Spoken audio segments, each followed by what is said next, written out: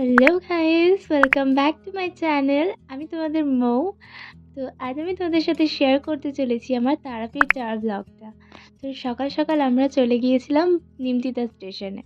আর তারপর নিমতিতা স্টেশন থেকে আমরা গিয়েছিলাম আজিমগঞ্জ স্টেশনে। আর আজিমগঞ্জ স্টেশন থেকে আমাদের যাওয়ার ছিল রামপুরহাট স্টেশন। তো এখন আমরা রামপুরহাট স্টেশনের ট্রেনে উঠে গিয়েছি স্টেশন যাওয়ার জন্য। আর ট্রেনটা ছিল একদম পুরো ফাঁকা, শুধুমাত্র আমরাই কজন আর কিছু কিছু মানুষ ছিল। আস্তে আস্তে লোক উঠেছিল অবশ্য। তো তারপর আমরা ব্রেকফাস্ট সেরে নিলাম। আর এখন আমরা রামপুরহাট স্টেশনে একদম পৌঁছে গিয়েছি। এখান থেকে শেয়ার কার করে আমরা চলে যাব তারাপীঠ। তো তারাপীঠ যাওয়ার পর আমাদের হোটেল তো আগে থেকে বুকিং করাই ছিল। তোমরা যদি আগে থেকে বুকিং না করো তো ওখানে গিয়েই খোঁজ করবো, ওখানে অনেক হোটেল আছে, তোমরা একদম পেয়ে যাবে। তো এটা ছিল আমাদের রুম।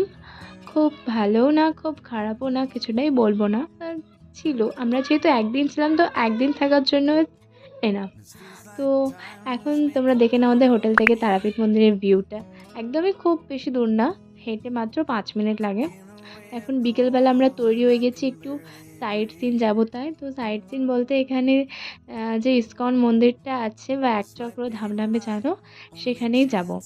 তো তার আগে গরম গরম চা খেয়ে নিলাম। আর এখানকার চাগুলো সত্যি অসাধারণ খেতে।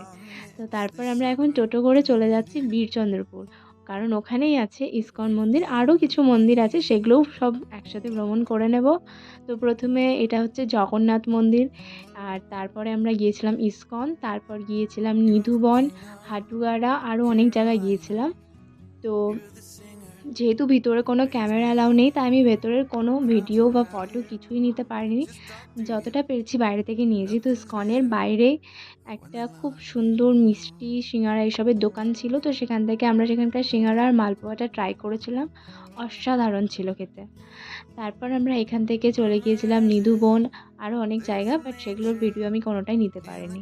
তো তারপর সেখান থেকে ব্যাক হয়ে আমরা চলে আসি আবার তারাপীঠে। আর তারাপীঠে এখন আমরা যাচ্ছি তারা মায়ের মন্দিরে। তো মন্দিরে যেতে যেতে পাশে কত সুন্দর সুন্দর দোকান আছে, তোমরা দেখে নাও। আর এত সুন্দর সুন্দর ফুলের মালা, ডলস সব কিছু বিক্রি হচ্ছিল, খুব ভালো লাগছিল। তারপর মন্দির থেকে আমরা আবার ফিরে আসি বাড়িতে। আর পরের দিন সকালবেলা, এখন আমি একটা ঘুম থেকে উঠেছি, আমার উঠতে অনেকটা লেট হয়ে গিয়েছিল, যেহেতু আমাদের সকালে যেতে হতো, কারণ তারাপীঠে পুজো দেওয়ার ভিড় কতটা হয় তোমরা অনেকেই কম বেশি জানো। তো আমাদের একটু লেট হয়ে গিয়েছিল যেতে, আমরা মোটামুটি 8টা নাগাদ গিয়েছিলাম। আর তখনই এতটাই ভিড় ছিল, মানে প্রচণ্ড ভিড়। তো সাধারণ লাইনে দাঁড়িয়ে তো পাওয়া যেত না, তাই আমরা সেখান থেকে ভিআইপি লাইনে দাঁড়াই।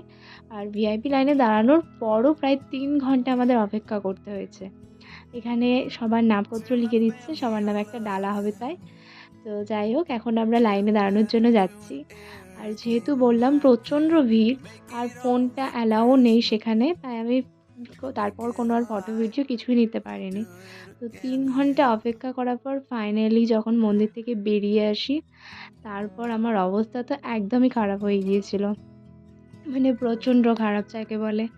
তো যাই হোক, কিন্তু মন্দিরে একটাই সমস্যা, তোমরা ঠিক করে পুজো দিতে পারবে না। এখানে পুজো দেওয়ার নিয়মটা একটু আলাদা, আর অবশ্য করবেই বা কি, এখানে প্রচণ্ড ভিড় হয়।